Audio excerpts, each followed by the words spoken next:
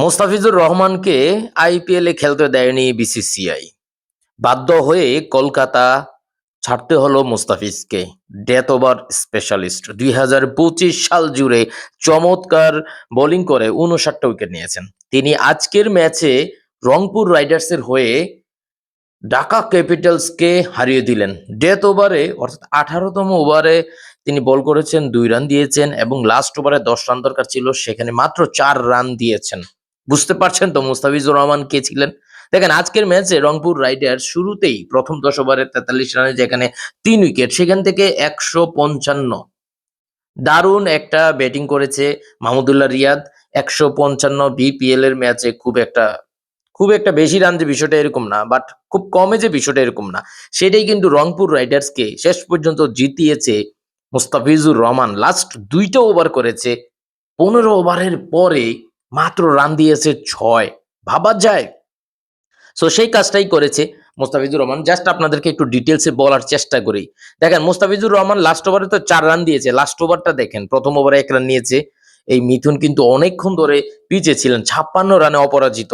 সেইখানে তারপরের ২টা বল সাব্বির ডট, তারপর সাব্বির ১টা রান নিল, এরপরে মিঠুন ১টা রান নিল, লাস্ট বলে ১টা রান নিয়েছে সাব্বির। দেখেন এর আগের ওভারে আকিব জাভেদ সে ১৩ রান দিয়েছে। তারপর এর আগের ওভারে ১৮তম ওভারে মাত্র ২ রান দিয়ে ১টা উইকেট নেয় মুস্তাফিজুর রহমান।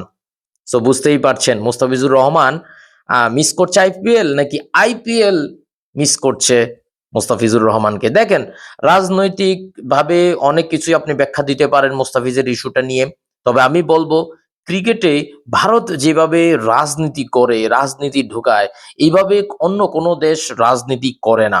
ভারতীয় যারা আছেন আপনারা একমত হবেন। দেখেন বাংলাদেশের বিভিন্ন ইস্যু থাকতে পারে সরকার বদলের পর, কারণ গত সরকার ১৭ বছর বাংলাদেশকে শাসন করেছে, সেখানে ভোটাধিকার নষ্ট করেছে, তারপরে গুম খুম অনেক আজে বাজে কাজ করেছে। ৩টা নির্বাচন খুব ভুয়া নির্বাচন করেছে, যেটা ভারত সরকার সহযোগিতা করেছে, ভারত সরকার সাপোর্ট করেছে। আপনারা এগুলো দেখছেন না। আপনারা দেখছেন যে এক দীপু দাসকে কিভাবে মেরেছে, আসল ঘটনাটা আপনারা জানুন। তারপরে দীপু দাসের পাশাপাশি আরো ২টা মেয়েকে পুড়িয়ে মেরে ফেলেছে, সেটাও আপনারা কিন্তু প্রচার করছেন না, শুধু প্রচার করছেন দীপু দাস এবং মাইনরিটি কার্ড আপনারা খেলছেন। সো দেখেন, আপনি যদি বিচার করতে হয় আপনাকে নিউট্রাল আসতে হবে। ভারতীয় প্রত্যেকটা নাগরিককে বলবো, যারা ভিডিওটা দেখছেন আপনারা নিউট্রালে থাকেন। ধর্ম, ক্রিকেট এবং রাজনীতি, এই ৩টা জিনিসকে আলাদাভাবে দেখেন। আলাদাভাবে আসলে কোথায় কি হচ্ছে দেখেন। আপনি ভারতীয় হিসেবে সবকিছুতেই ভারতীয় স্বার্থ দেখলে হবে না, অন্য দেশের কি অবস্থা সেটাও কিন্তু দেখতে হবে, পরিস্থিতিটা কি সেটাও কিন্তু আপনাদের দেখতে হবে।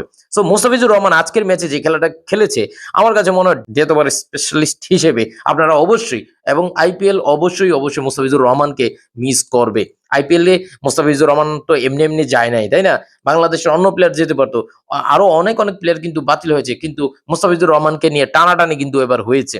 সো বুঝতেই পারছেন মোস্তাফিজুর রহমানকে আমি মনে করি অবশ্যই আইপিএল মিস করবে। যারা একমত আপনার কমেন্টে জানাবেন। আর আইপিএল এর এই ইস্যুটাকে কেন্দ্র করে কিন্তু বাংলাদেশ বাধ্য হয়েছে ভারতে না যাওয়ার। শেষ পর্যন্ত আসলে কি হয় সেটাই এখন সময় বলে দিবে।